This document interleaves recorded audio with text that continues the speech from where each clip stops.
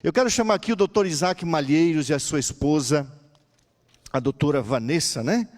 Muito bem, deixa eu ver se o pastor não errou o nome aqui. Vanessa Malheiros. O doutor Isaac é um doutor em Novo Testamento, aqui no Brasil. Agora ele vai fazer um outro doutorado na Andrews University, a nossa Universidade Teológica do Mundo. A sua esposa está fazendo um programa doutoral. Muito bem-vindos. Vocês são de que estado? Eu sou de Minas. Mineiro. E eu sou paulista. Paulista. Que legal, Deus abençoe vocês, vieram com a filhinha, né? Esse casal querido são professores de teologia na nossa faculdade de teologia, no IAP, Instituto Adventista Paranaense, e eles vão fazer aqui uma palestra que nós não tivemos na maratona e nem nas vigílias. O casal vai falar, o papel da mulher aos olhos de Deus. Obrigado, vocês vieram lá do Paraná para estar conosco aqui. Deus use vocês, Vanessa, Isaac, muito obrigado. A palavra é com vocês agora. 50 minutos, quando é 51, senta ali, tá bom? Muito obrigado, à vontade. Obrigado, pastor Gilson. Nós trazemos também o abraço da nossa comunidade, do IAP. O IAP é um dos colégios mais bonitos do Brasil. Para mim, ele é o mais bonito do Brasil, mas há controvérsias a respeito disso. E você está convidado a verificar em loco se isso é de fato verdade, tá bom? A Vanessa e eu, nós somos professores ali no curso, eu dou aula no curso de teologia e todos os outros. Eu dou aula no curso de pedagogia. Hoje nós vamos falar sobre o papel da mulher aos olhos de Deus. E geralmente quando a gente prega assim em dupla, a gente faz de uma forma mais livre. Mas hoje, devido ao tema e ao tempo, nós vamos seguir estritamente o roteiro aqui, tá bom? E para não esquecer nada também, né?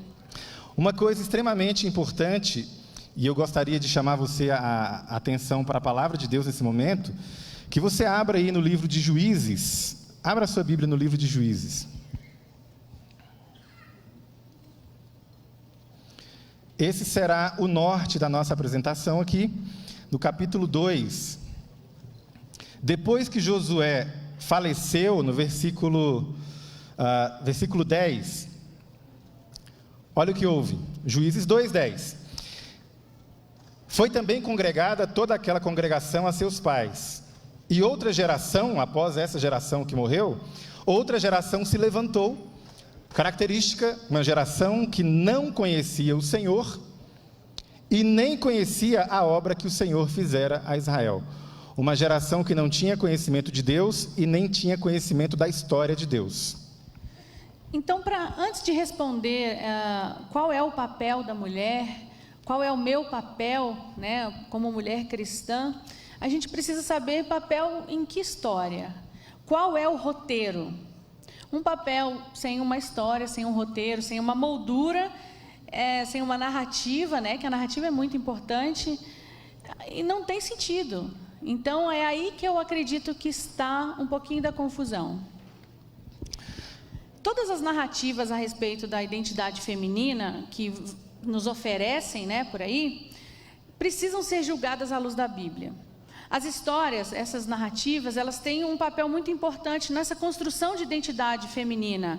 Alasdair MacIntyre, ela diz o seguinte: não conseguimos saber o que fazer antes de saber em qual história estamos inseridos. A narrativa que você está inserida é muito importante. Você precisa conhecer a sua história. Nós temos uma narrativa, uma história completa, com plot twist e final feliz. Então, assim, a gente precisa trabalhar esse enredo, falar sobre ele, e você precisa se identificar dentro deste enredo, dentro desta história. É mais ou menos assim, para ilustrar. Você consegue imaginar um personagem como o Batman, numa história como, quem sabe, os Smurfs? Não faz sentido, né? Ele pode desempenhar bem o papel dele de Batman, mas ele está na história errada. Ele vai ficar confuso. O roteiro não vai fazer o menor sentido. Então, nessa noite, nós queremos trazer à tona, antes de responder qual é o seu papel, mulher, a gente quer que você saiba qual é o enredo, qual é o roteiro. E existem duas propostas sendo feitas hoje. A gente veio aqui trazer uma terceira. Quais são as duas majoritárias? A primeira delas, uma proposta que vem dos movimentos femininos históricos, já foi dito aqui, a partir da segunda onda, teorias de gênero, teorias queer, não vamos repetir. É basicamente uma proposta que nega a autoridade das Escrituras, e a minha esposa tem 3 artigos publicados a respeito disso. Você pode digitar no Google aí, o impacto do cristianismo na primeira onda. Digite Vanessa Meira, feminismo, você vai achar os 3 ou 4 artigos, não me lembro agora. Então, essa primeira proposta, ela tem problemas sérios, porque ela faz as alegações teológicas, a hermenêutica da suspeita, o método histórico crítico de leitura da Bíblia e as teorias desconstrutivistas do pós-modernismo. São opções que não fazem jus ao nome que nós carregamos, o nome de Jesus e a crença na palavra de Deus. E a segunda proposta vem de setores tradicionalistas, pessoas saudosistas, né? São setores que acreditam que a mulher cristã, ela basicamente tem que ser uma mulher dos bons e velhos tempos, aquela mulher de antigamente, viver como uma mulher do século XIX, da era vitoriana. Isso, a ilustração ali é perfeita. E alguns saudosistas acreditam que a mulher ideal é a mulher medieval. Esse está com mais saudade ainda, né? Que nem viveu. E isso é facilmente perceptível nos desenhos, nas ilustrações que a gente está vendo ali. É uma nostalgia, mas também uma proposta que não é bíblica, né? Ela tem alguns problemas muito sérios teológicos. A gente avaliou vários materiais para fazer essa e outras palestras que nós damos juntos. E, de fato, a proposta que tem sido apresentada como uma proposta de feminilidade bíblica, quando a gente lê, a gente sente falta de uma coisa: Bíblia. É uma proposta de volta histórica. Talvez não tenha nenhum problema com isso, existem valores tradicionais que deveriam ser recuperados, eu concordo, mas o nosso norte, o nosso guia, é a palavra de Deus. Nós não pregamos uma cultura, um tempo, nós pregamos os valores eternos da palavra de Deus.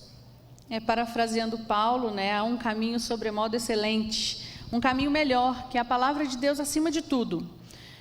Quando nós vamos à palavra, então, a gente encontra diversas manifestações de feminilidade. Por exemplo, vou te dar vários exemplos. A pergunta é: existe um jeito de ser mulher de Deus? E a gente foi à Bíblia para ver. E a gente descobriu que não. Existem diversos tipos de feminilidades.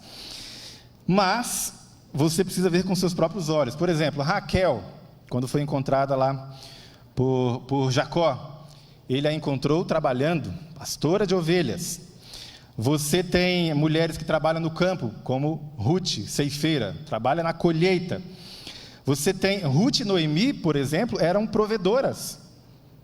Na ausência dos esposos, elas eram viúvas, elas assumiram o papel de provedoras do lar. A viúva de Sarepta também, quando Elias chegou a Sidom, você se lembra como ele encontrou essa mulher? Ela estava trabalhando, catando gravetos, catando lenha. Então aqui já tem uma palavra para você, mulher, que cuida da sua família, sozinha, trabalha para sustentar seus filhos. Você é uma mulher de Deus.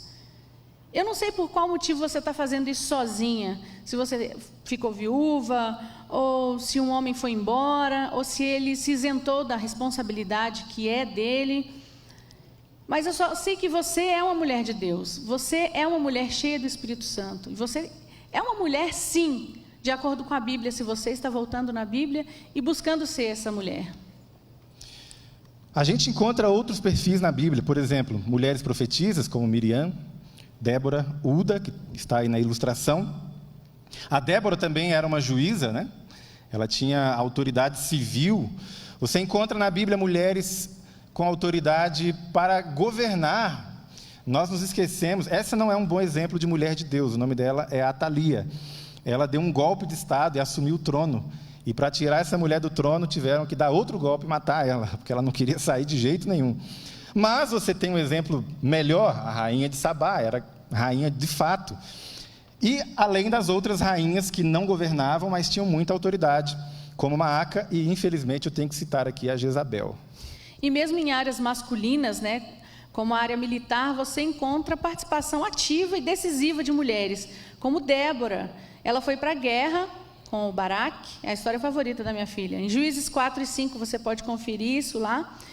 E quem decidiu a guerra, quem matou o general Cícera, foi outra mulher. Jael cravou uma estaca na cabeça de Cícera. Eu fico imaginando, Vanessa, imagina que vamos escrever um livro sobre feminilidade bíblica e vamos usar essa ilustração na capa.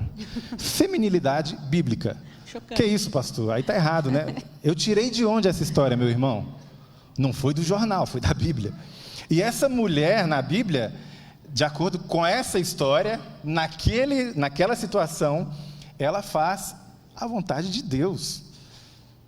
Já tem mulher aí pensando, eu queria essa unção da Jael. Cadê minha marreta? Cadê o prego aqui? Não, calma. Para aquela circunstância, ela foi a mulher para o momento certo. Mas veja, é um perfil completamente diferente, não? Eu imagino, cadê o pastor Gilson? Imagina o Ministério da Mulher, vamos eleger Jael, liderar o Ministério da Mulher da igreja. Ou a chefe das diaconisas, né? A coisa ia funcionar direitinho, né? Vamos lá. Você conhece a história da mulher sábia de Abel Bet-Maca? Ela negociou com Joabe. Essa história é pouco conhecida. Está lá em 2 Samuel, capítulo 20. Joabe cercou a cidade e ele começou a destruir os muros porque ele queria pegar um sujeito chamado Seba, que estava lá dentro, escondido. E aí ele falou, vou matar todo mundo. E essa mulher anônima assumiu a liderança, começou a negociar com Joabe de igual para igual. E aí ela faz a proposta, ok, você não precisa matar ninguém além do cara que você quer. Então a gente vai fazer o seguinte, a gente vai jogar a cabeça dele por cima do muro para você e você nos deixa em paz.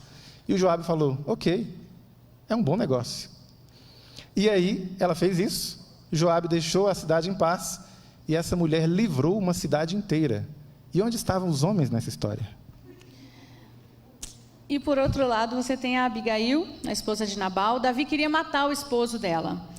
Davi ia cometer um assassinato. Então Abigail assumiu o controle da situação toda, foi negociar com Davi, deu ordem para os servos, para as servas e convenceu Davi a não cometer esse crime. Ela foi muito cautelosa, muito discreta. É outro perfil.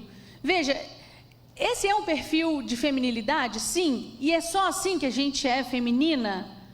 Não. Depende da situação, depende da sua personalidade. Veja a mulher da cidade de Sunem, ela é descrita como uma mulher grande, uma mulher importante. A palavra hebraica é Gadol, Isha Gadol. Essa mulher também assume a liderança da situação, ela é casada, mas o marido nem aparece na história. Naquela circunstância, ela conversa com o profeta, ela decide construir um quartinho para o profeta, ela é a dona da situação, ela domina as ações, ela é quem comanda. É um outro perfil também.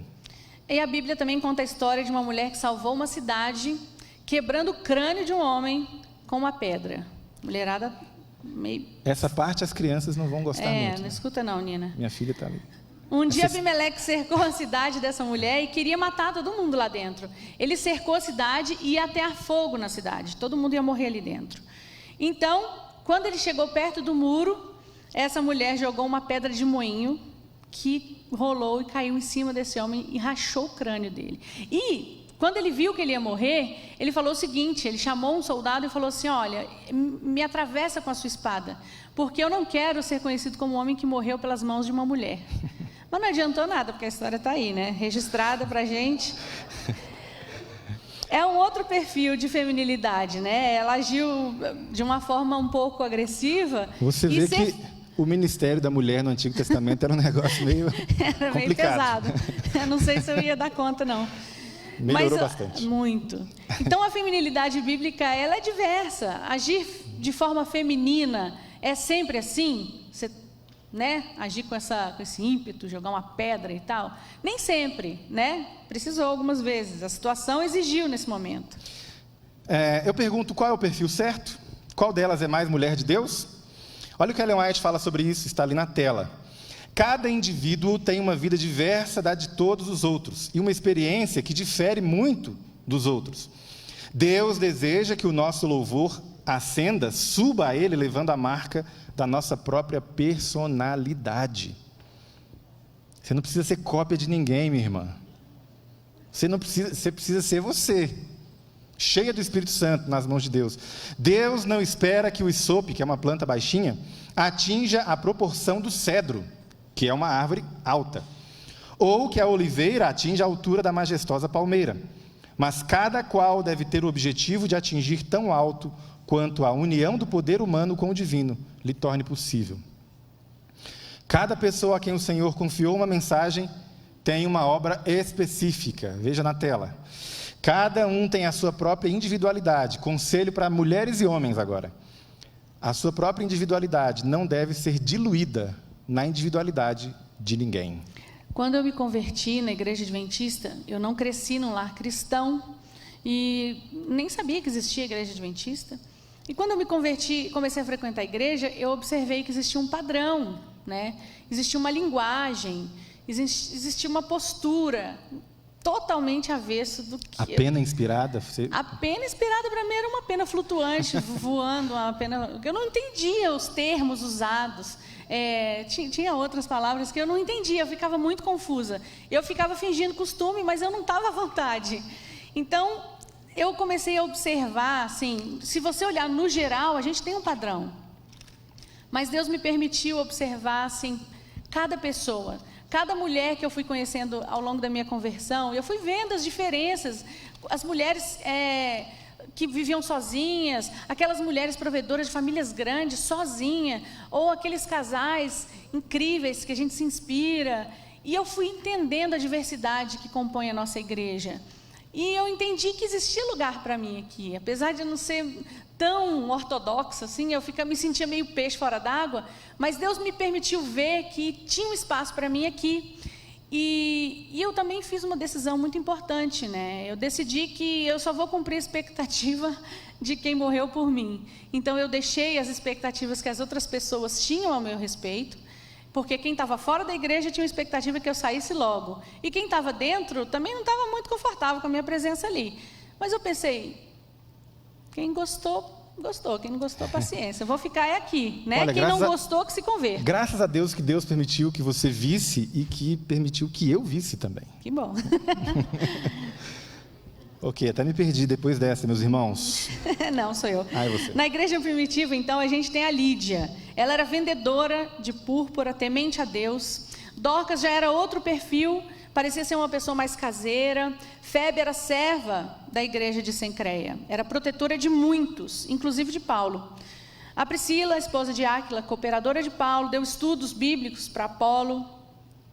Como a igreja se reunia em casa e é um ambiente assim culturalmente, né, feminino, a mulher tinha muito protagonismo. O cristianismo foi uma força muito positiva a favor da emancipação feminina. Isso não sou eu que estou falando, muitos historiadores concordam. Só dá uma pesquisadinha aí. Veja, na história da igreja também há essa diversidade. Então no Antigo Testamento, Novo Testamento, história da igreja, por exemplo, Perpétua e Felicidade. Você conhece a história delas? Perpétua era a patroa da Felicidade. E as duas eram cristãs. A Perpétua era uma recém-convertida, ela nem tinha sido batizada ainda. Ela foi presa por essa decisão, grávida, deu à luz na prisão, e as duas foram pisoteadas numa arena. A Perpétua, depois de ser pisoteada, ela guiou a espada do gladiador até o próprio pescoço, para que ele desse fim ao sofrimento dela. E antes dessa morte, o pai a visitou e tentou convencê-la. Filha, não faça isso, para quê? Você não é cristã. Ela falou, eu sou, pai. Mas você não precisa falar que é. Não diga que é. Seja só no coração. Aí tinha um vaso assim do lado e ela olhou para o pai e falou assim, pai, o que é aquilo? Aí ele, um vaso. Não é uma cadeira? Não. Não é uma mesa? Não. Por que você está me falando isso, filha? Pai, não existe outro nome que me descreva, a não ser cristã. E por muito menos, meus irmãos e irmãs, tem gente negando a identidade. Por muito menos. Não tem touro na história. Não tem arena. Não tem gladiador. É um semestre de antropologia, já é suficiente. É um semestre de, quem sabe, epistemologia, filosofia. Nós precisamos de mais perpétuas e mais felicidades. Tem também a Felicitas de Roma. Isso. Ela assistiu seus 7 filhos serem martirizados. Os 7 filhos dela, um por um, foram martirizados e mortos. E não se retrataram, não negaram a fé. E no final das contas, ela mesma passou por esse suplício e também foi morta. Cecília é outra. Antes de ser decapitada por um carrasco romano, ela levou 400 pessoas aos pés de Jesus. Amém. Jerônimo, um dos grandes teólogos da história do cristianismo, nós temos 2 Jerônimos, o Jerônimo de Praga é aquele que foi martirizado, esse é o anterior. Ele foi um dos grandes teólogos, ele tinha discípulas. A mais famosa era a Marcela, que está aí. Marcela era uma erudita. Ela estudou teologia por conta própria, ela falava latim e grego e lia em hebraico. E além da Marcela tinha a Eustóquia, outra discípula de Jerônimo. Os comentários de Jerônimo são usados até hoje nos seminários de teologia. E a contribuição desconhecida dessas mulheres precisa sair debaixo do tapete. Nós devemos muita coisa da teologia a essas mulheres eruditas. Na Idade Média, Marguerite Poretti, essa daí, ela escreveu um livro chamado O Espelho das Almas Simples e Aniquiladas. E por isso ela foi muito perseguida, duramente criticada, ameaçada. E como ela se recusou a se retratar, ela foi condenada à fogueira. A sua história como mulher de Deus passa pela história da Reforma Protestante. Você conhece os anabatistas? A Reforma Protestante, olha aqui para mim, tem duas vertentes principais. Nós temos a vertente mais conhecida, a vertente magisterial da Reforma. Os reformadores magisteriais, Lutero, Calvino, Zwinglio, John Knox. Eles são chamados de reformadores magisteriais porque eles se apoiaram nos príncipes, naquelas pessoas nobres que tinham alguma influência, algum poder. Mas tem uma vertente que está no nosso DNA adventista que é menos conhecida. É a reforma radical. São os anabatistas. Eles acreditavam apenas no batismo do crente, não da criança. Então, eles praticavam o que a gente chama de rebatismo. Os anabatistas, eles defendiam um conceito de sola escritura muito mais radical do que Lutero, Calvino e Zwinglio. E nós, adventistas, temos muito da herança desse movimento. Essa imagem que vocês estão vendo é a execução da Maiken Vince. Ela foi condenada à fogueira, foi presa com outras mulheres, escreveu uma carta para o seu filho Adrien. E ela escreveu o seguinte, o filho dela tinha só 15 anos. Meu caro filho, não tenha medo deste sofrimento, o Senhor afastará todo medo. Eu não sei porquê, mas senti muita alegria quando fui sentenciada. Portanto, meu filho, não deixe de temer a Deus por causa dessa morte temporal. Não tenho como agradecer totalmente ao meu Deus pela grande graça que Ele tem revelado a mim. O Adrien foi assistir a sua mãe ser executada. E como os anabatistas transformavam aquele momento de execução em pregação, eles parafusaram a língua da Maiken Vince no céu da boca, para que ela não pregasse no momento da execução. E quando começou a execução, o filho não suportou aquilo, ver a mãe, né, naquela situação, e ele desmaiou. Quando ele conseguiu se recuperar, a execução já tinha acontecido, uma fogueira, né, então já tinha queimado tudo bastante, e ele prometeu ali mesmo que ele jamais seria impedido de pregar. E o que aconteceu? Ele começou a procurar os restos da sua mãe ali, naquela fogueira, e ele encontrou o prego que segurou a língua da sua mãe. E foi ali esse prego. Não esse, né, gente? Parafuso. É parafuso. Gente, parafuso e prego, para mim, é a mesma coisa. Ele pegou esse parafuso e guardou esse parafuso. Ele levava para onde ele ia. E toda vez que ele se sentia assim, acuado, não vou pregar, não vou falar de Jesus, eu corro risco de morrer aqui. Ele pegava esse parafuso e falava, não, eu vou falar no lugar da minha mãe. Só um parêntese, Vanessinha. Eu vejo alguns adolescentes e jovens, especialmente as meninas, compartilhando um meme muito famoso. É assim, nós somos as netas das bruxas que vocês queimaram, ou não conseguiram queimar. Sim. Eu vou olhar para uma câmera, para aquela ali. Você, querida jovem adventista, você não é neta de bruxa nenhuma. Eu aposto que a sua avó é adventista. Sua avó é diaconisa da igreja, menina. Ou, no máximo, a sua avó é católica. E, historicamente falando, você tem uma multidão que foi queimada, literalmente, que faz parte da sua família de fé. Elas não eram bruxas. Você não precisa ficar prestando homenagens às bruxas que foram queimadas historicamente. Você tem gente com mais dignidade, que morreu pelo motivo melhor. Preste homenagem a elas. Nós somos as netas das anabatistas que vocês não conseguiram queimar. Nós temos aí um outro exemplo histórico, a Catarina Zell. Ela foi uma protestante intelectual, uma estudiosa também. Na biografia dela está escrito que ela conviveu com os eruditos da época, ela conversava de igual para igual com eles, mas não sobre dança, baile de máscaras ou os prazeres mundanos. Ela gostava de conversar sobre o reino de Deus. Visitava pessoas durante a peste. Nenhum pastor queria visitar durante a peste, ela ia lá. Vários enterros ela fez, porque os pastores estavam com medo da contaminação, eles não iam. E ela falou, eu vou. Mas você pode ser contaminada, pode morrer. Ela falou, morrer para mim é lucro. Se era lucro para Paulo, não tem medo não. E ela foi. E aí um bispo da cidade, vendo isso, falou assim, mulher, volte a fiar, volta para a costura. Esse tipo de argumento é bem mais antigo do que você imagina. Volte a fiar? Não. Ela passava a mão na Escritura, na Bíblia, e ia visitar as pessoas, visitava as prisões, especialmente os condenados à morte. Talvez o papel da mulher cristã seja usar a sua influência na sociedade, como Margarida de Navarra. Ela foi protetora de Calvino. Ela abrigou Calvino, defendeu quando ele era perseguido na França e quando ele teve que fugir de lá. É por isso que Calvino dedica a ela as Institutas. Um detalhe aqui, mulher trabalha.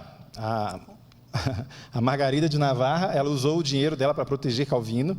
Então, a mulher tem que ganhar dinheiro. Cultivar o jardim, no capítulo 2, foi uma ordem dada para Adão, certo? Todo mundo gosta de destacar isso. Agora eu vou me levantar em defesa dos homens. Todo mundo destaca, olha lá, cultivar o jardim foi a ordem dada a Adão. Mas no capítulo 1, a ordem de frutificar, multiplicar, encher a terra e sujeitar a terra, trabalhar na terra, cultivar a terra, essa ordem foi dada aos dois. Amém? Mas tem Só uma homem interpretação falou, interessante, que eu gosto muito...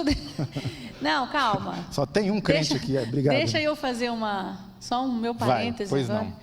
Então, tem uma interpretação que eu acho bonita, poética, e de repente, o homem veio da terra para cuidar da terra, e a mulher veio do homem para cuidar das pessoas.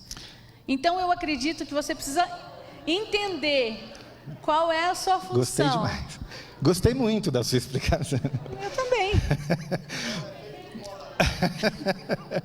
Vamos lá, olha só o que Ellen White... Essa sujeirinha na camisa aí é barro, pessoal. Tem que o que Ellen White fala sobre essa questão do trabalho? Vamos lá, acompanha lá na tela. Tanto rapazes como moças devem obter conhecimento dos deveres domésticos, certo? Homem e mulher. Aí ela fala para os rapazes, fazer a cama, arranjar o quarto, lavar a louça, preparar comida, lavar e consertar a própria roupa, costurar, né? São conhecimentos, rapazes, que não tornarão você um rapaz menos varonil. Na verdade, vão te tornar mais feliz e útil.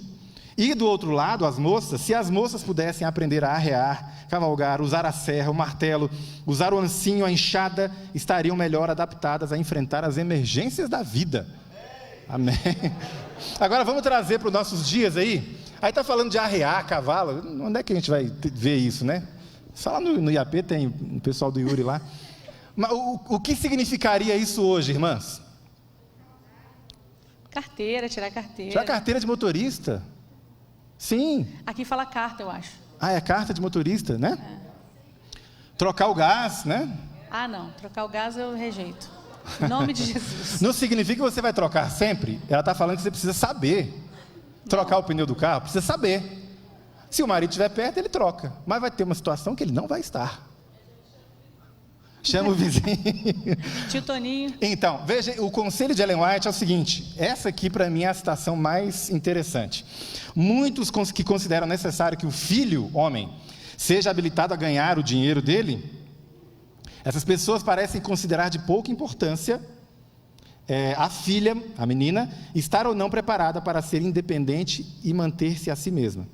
Em geral, as meninas aprendem pouco na escola, algo que poderia ser um ensinamento prático para ela ganhar o pão de cada dia. Olha Ellen White, século XIX, no protofeminismo.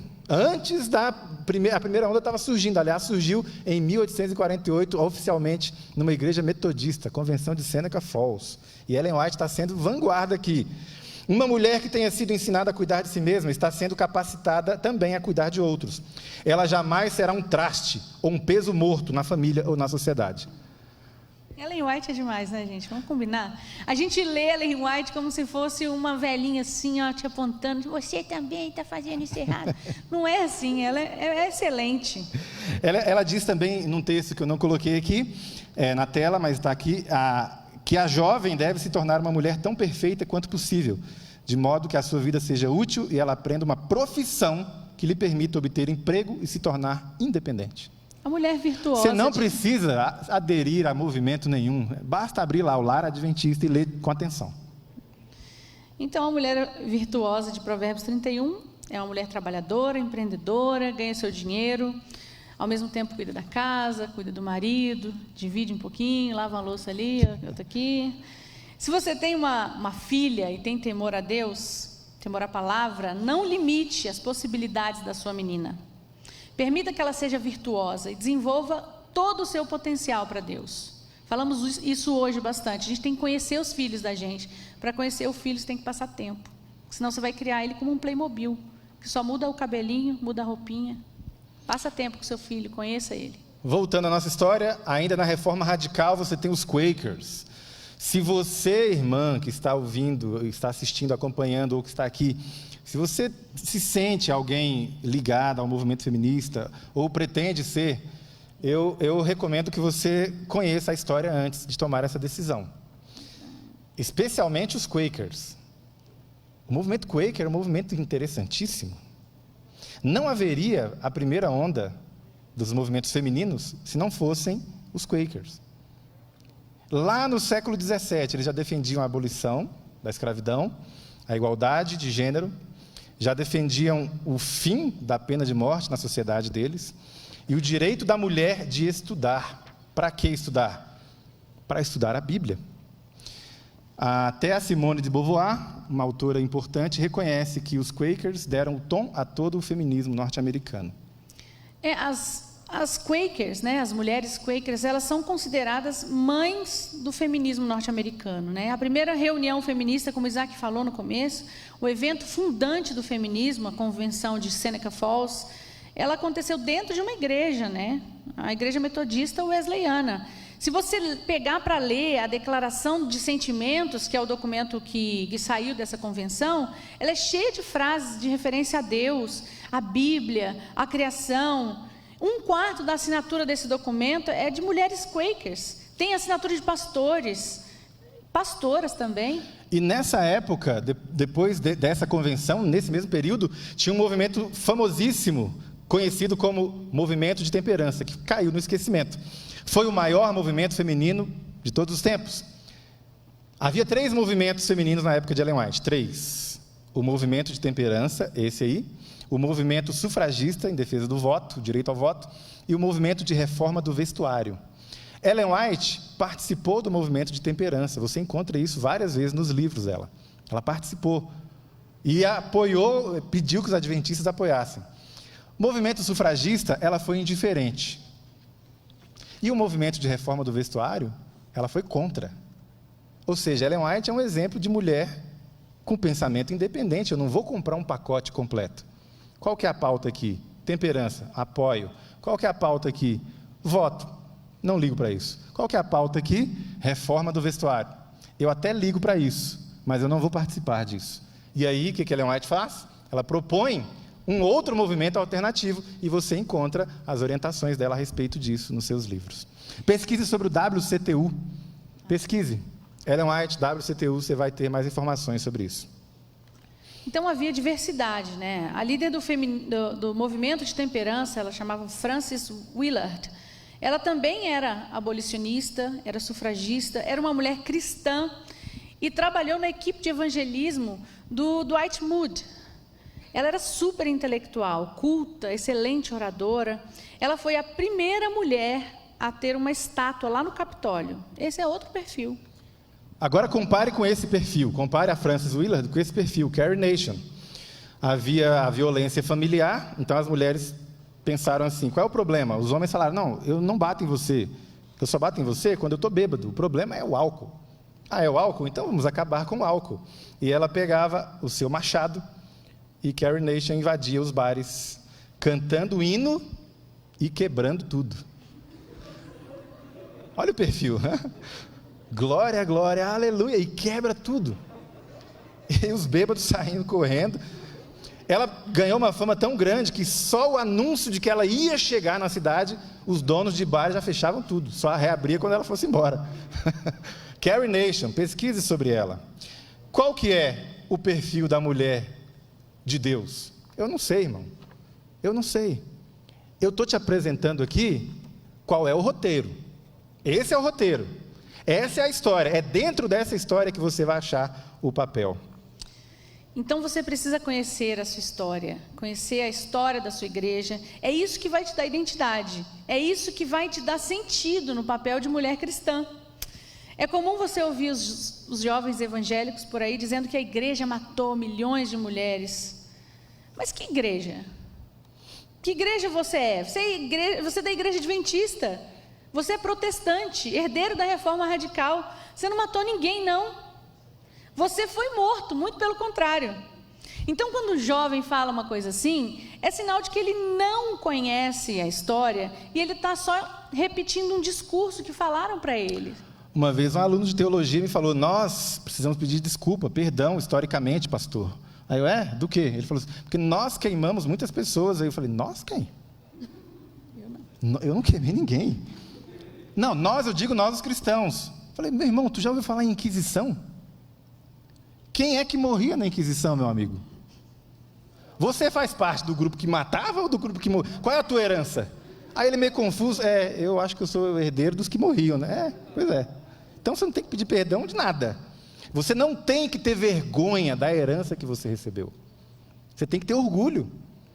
Valdenses, huguenotes, luteritas, anabatistas. Você está do lado desses, não do lado do tribunal, tá certo? Uma pergunta que a gente sempre responde de uma forma automática é: por que Deus criou a mulher? Eu quero que você vá à Bíblia agora. Por que Deus criou a mulher? A gente vai lá em Romanos 11. Abra comigo em Romanos 11, no versículo 36. A resposta que a gente dá rapidamente é: Deus criou a mulher para o homem. Isso está certo, está escrito lá, né? Far-lhe-ei, ou seja, farei para ele uma auxiliadora idônea. Ok, isso está certo. Mas antes de fazer a mulher para o homem, tem uma verdade anterior. Romanos 11, 36. Porque dele, por ele e para ele são todas as coisas. A ele, pois, a glória eternamente. Amém. Esse todas as coisas inclui as mulheres. As mulheres foram criadas, a mulher foi criada como auxiliadora idônea. Auxiliadora, a palavra Ézer, é usada para descrever Deus. Veja na tela. Várias vezes no Antigo Testamento. Deus é o Ézer, o auxiliador da humanidade. E Deus não é inferior à humanidade. Pelo contrário, só pode auxiliar quem tem, como a gente fala no interior de Minas, bala na agulha. Você não procura ajuda de quem não pode te ajudar. Então a mulher é Ézer do homem, assim como Deus é o Ézer da humanidade. É como eu ensinando a Nina a fazer a tarefa. A minha filha tem 9 anos. E a gente está nesse suplício de aula à distância aí, e todo dia tem que sentar no final de tarde e fazer a tarefa. Eu estou sendo auxiliadora da minha filha. Isso não quer dizer que eu sou inferior a ela. É porque eu tenho um conhecimento, é porque eu tenho possibilidade de ajudá-la que eu vou ajudar. São muitas histórias, meus amigos, a gente não tem como contar todas elas. Nós já vamos para o final, que o nosso tempo está se esgotando. Então, eu quero dizer para você, deixa eu pular tudo isso aqui, que você é homem e você mulher, você precisa conhecer o roteiro. Qual é o meu papel no mundo, na história? Antes de saber isso, você precisa descobrir e ser fiel ao roteiro. Nós temos um roteiro, não é a história do patriarcado, não é a história de, talvez, luta de classes, não é qualquer outra moldura sugerida. Nós temos uma moldura, um roteiro, a história da salvação, o grande conflito cósmico entre Deus e Satanás. É dentro dessa história que o seu papel vai fazer sentido. Concorda comigo? Se você descobre o seu papel, mas está inserida ou inserido numa outra história, você vai ser o Batman na terra dos Smurfs. Não tem nada a ver. Vai ficar confuso. E aí você será forçada ou forçado a fazer sínteses entre esses pensamentos. Nós queríamos contar a história de Susan Wesley. O marido pregador, acho que dá tempo de contar só essa. O marido pregador, Samuel, ele teve que se ausentar 3 meses de casa. Tinha 30 pessoas na igrejinha deles. Ela viu a igreja sem pregador e falou, eu prego. Quando ele voltou, quase 500 pessoas reunidas. 200 a 500 pessoas. Aí quando ele voltou, viu aquilo, os irmãos até falaram assim, voltou, pastor. Voltou. E aí ele quis repreender a esposa. Mas como assim, né? E ela respondeu para ele da seguinte forma, essas almas são um talento entregue a mim pelo Senhor, não por você.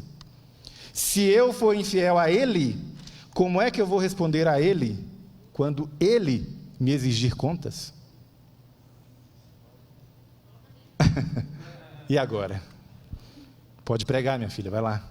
Vamos fazer pelo menos uma escala, né? Vamos fazer pelo menos uma escala. Nós temos áreas aqui, a gente gostaria de contar sobre o movimento Holiness. A teologia é meio estranha, mas a gente tem herança também desse movimento. Você sabia que a primeira mulher negra a receber um doutorado, a conquistar um doutorado, foi uma adventista, Eva Dykes? Sojourner Truth, uma grande ativista abolicionista, ela foi millerita, era amiga dos adventistas, essa é uma mulher histórica. Ela morreu, foi velada no nosso tabernáculo em Battle Creek, foi enterrada no mesmo cemitério de Ellen White. Kate Lindsay, uma adventista, queria fazer medicina na universidade que, reconhecidamente, no Michigan, não gostavam de receber mulheres. E ela falou, vou fazer a prova. E aí o professor falou, ok, além das provas, você vai ter que fazer uma prova de grego. O que tem a ver grego com medicina, homem? Não, para você vai ter grego. E ela estudou 1 ano grego e passou na prova. E por causa dela, ela obteve uma nota tão boa, a Universidade do Michigan alterou o processo seletivo para admitir mais mulheres. Tá certo? Indo para o final, a filha do John Andrews, essa menininha, com 12 anos, sem mãe, ela foi com o pai pregar na Suíça. Ela tinha o dom de línguas, ela aprendeu francês, alemão, ajudava o pai nas traduções. Com 17 anos, ela teve tuberculose e morreu. A história não reconhece muito, mas ela foi a primeira mulher adventista missionária a morrer no campo missionário. Uma adolescente. Encerrando, qual é o roteiro? Eu queria chamar minha filha aqui para encerrar agora. Vem cá, filha. A minha filha tem 9 anos, o nome dela é Nina. Vamos dar fazer uma ilustração prática agora. Filha, a gente faz o culto toda noite. Pode tirar a máscara. Qual que é o livro que você está lendo nos cultos toda noite? Depois da Bíblia, a gente lê O Peregrino. Quem escreveu O Peregrino? John Bunyan. Ele escreveu de onde? Do escritório dele, lá na casa dele, com ar-condicionado? Não. Ele escreveu lá da prisão. E a gente está lendo agora o capítulo onde o cristão passa pelo vale do desânimo, e aí vem alguém e tenta desviar ele. Quem que tenta fazer isso? O Sábio Segundo Mundo. E qual foi a lição que você tirou desse capítulo? 2. A primeira é que a gente não pode confiar no que o povo diz, e sim no que Deus diz. E a segunda é que a gente pode ser sábio, mas a gente tem que ser sábio segundo Jesus, não segundo o mundo. Ok, você aplaudiu, mas eu te pergunto, quantos aqui já leram O Peregrino? Ufa, o índice aqui está ótimo, parabéns. Gente, essa é a nossa herança, o nosso roteiro. Pastor, o apelo, 5 minutinhos dá? Por favor, vai, Vanessa. Então, nesse final, eu queria só fazer um apelo aos ministérios da mulher. A gente precisa estudar muito mais a Bíblia. A gente precisa estudar hermenêutica, a gente precisa entender como que a Bíblia chegou até nós. A importância da palavra de Deus nesse papel todo. Qual é o papel da mulher cristã? Você só vai saber se você entender todo o roteiro. E muita coisa está ali. Eu sei que a gente faz já bastante estudos e tudo, mas precisa mais. Não quer dizer que a gente não precise de cursos de como, sei lá, eu não me lembro nem, mas fazer um pão integral, inclusive se tiver, é ótimo, eu não sei fazer ainda, eu poderia aprender. Mas, a gente precisa muito voltar para as raízes, voltar para a Bíblia, né? A Árgula von Grumbar, cadê ela? Pronto. Ela foi protestante, defensora de Lutero, e ela escreveu o seguinte: homens e mulheres são chamados a confessar a Cristo. Eu não aceito que minhas opiniões e interesses sejam apenas por assunto de mulheres. Eu escrevi o que chamariam de assunto de mulheres? Não. Eu escrevi a vocês palavra de Deus como membro da igreja cristã. E mesmo se viesse a acontecer que Lutero negasse tudo o que ele disse, que Deus não o permita, eu não mudaria em nada a minha opinião, porque eu não construo a minha opinião em cima da opinião de ninguém, nem do Papa, nem de Lutero, nem de ninguém. A minha opinião está firmada sobre a verdadeira rocha, que é Jesus Cristo. Você não precisa ficar focado em performance, em simulações do que é ser mulher, o que é ser homem. Na dúvida, eu tenho uma sugestão segura para você. Leia a Bíblia, entenda o que Deus quer para você. Ame ao Senhor de todo o seu coração. Você vai ser uma mulher bíblica. Homens, abram a Bíblia, leiam, entendam o que está ali. Entenda o que Deus quer para você. Você vai ser um homem de Deus, você vai ser um homem bíblico. O John Piper fala que teologia fraca gera mulheres fracas. Que nós possamos ser mulheres fortes. Então a gente precisa da teologia. A teologia não é assunto só de homem. É muito importante, porque as crianças, elas são educadas por nós, mulheres em geral. Isso não é cultural, não. É uma tendência natural e tem pesquisas confirmando isso. Não estou falando da minha cabeça. Timóteo era filho de uma mulher virtuosa, neto de uma mulher virtuosa. Elas o prepararam, elas ensinaram teologia para ele, elas o educaram ali nas escrituras. Timóteo sabia sagradas letras porque uma mulher ensinou para ele. Um apego radical à Bíblia, uma dependência total do Espírito Santo. Isso é a base do seu papel como mulher cristã. Elizabeth Elliot, essa é outra citação que eu vou trazer para vocês. O fato de eu ser mulher não me faz um tipo diferente de cristã, mas o fato de ser cristã faz de mim um tipo diferente de mulher. Vanessa, abracei o conceito de Deus a meu respeito. É as expectativas dele que eu estou tentando cumprir. Dentro dessa história, eu vou ser tudo que ele quiser que eu seja. Eu deixei de cumprir as expectativas que a sociedade tem ao meu respeito. A nossa última instância é a palavra de Deus, não é Gerda Lerner, não é a Simone de Beauvoir, não é Lacan, Foucault, Marx, sei lá o que você anda lendo, Judith Butler. A serpente vai continuar falando no seu jardim. Se você for displicente, se você tratar disso superficialmente, o resultado é queda. Por fim, um apelo às jovens, especialmente jovens estudantes. Não seja eco do discurso secular. Não se preste a ser um megafone, repetindo ideias de outros movimentos. Não fique papagaiando discurso que nem é seu. Em nome de Cristo, eu te imploro. Volte para as suas raízes, entenda a sua história. No seu DNA, não tem espaço para ficar repetindo discurso que não é seu. Essa é a nossa herança como mulheres protestantes. Nós somos herdeiras da reforma radical. A Marie Durand, eu não sei se tem a foto dela aí, eu vou contar a história dela bem rapidinho. Quando você tira o homem do centro e coloca a mulher, é antropocentrismo, é idolatria igual, pessoal. É rebelião igual. O nosso empoderamento vem de Cristo. E a Marie Durand é um exemplo muito interessante. A família dela é huguenote. Eles eram protestantes franceses. Essa história me dá um nó na garganta, porque é muito especial. A família dela, toda cristã, e o irmão dela, eu esqueci o nome dele, mas ele era um pregador muito famoso. Ele falava muito bem e ele arrastava as multidões. E ele foi morto por causa disso. O seu pai também foi preso. E a Marie Durand foi presa com 17 anos. 17 anos ela estava na Torre de Constance, aquela torre que está ali. E ela ficou presa ali e todos os dias, perguntavam para ela: Marie, você renega a sua fé? Se você falar assim, eu renego a minha fé, você pode ir embora. Todos os dias. Ela pegou uma agulha de crochê que ela tinha ali e escreveu resistir no poço, na cisterna ali que ela estava presa.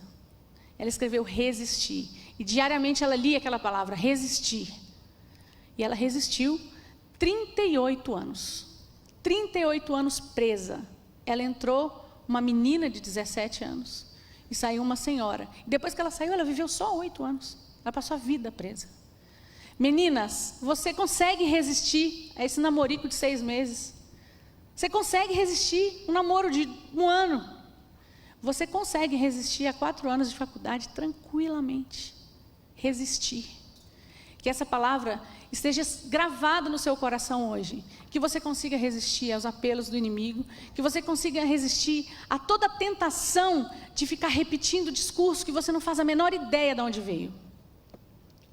Ser uma mulher de Deus é saber que nele vivemos, nele nos movemos, nele existimos, que nós somos a geração dele.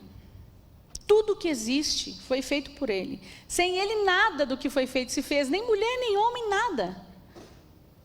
Eu vim dele, eu vou viver para ele, e um dia eu estarei com ele. Porque dele, por ele e para ele são todas as coisas. A ele toda a glória, para sempre. Amém.